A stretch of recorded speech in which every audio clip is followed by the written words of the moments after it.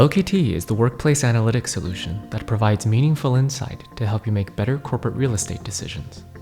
In this video, we'll show you how Locatee helps you determine whether or not you need to lease or purchase additional office space. If you're working on growth projections, chances are you'll begin by looking at the state of your current portfolio and assets.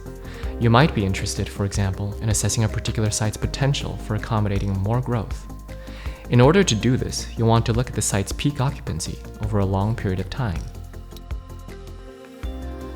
Locatee provides a utilization timeline for every building in your portfolio.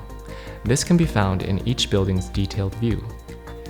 If you've rolled out Locatee's workplace operations plan for a building, you'll also be able to see a utilization timeline of every floor and every space within that building.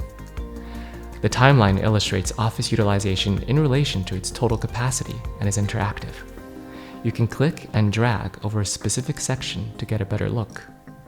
You can also customize the period you want to view by going to the period filter in the header section. This allows you to easily evaluate seasonality and spot utilization trends and peaks. You can then use this information to compare against your actual number of assigned occupants in order to better plan for future growth.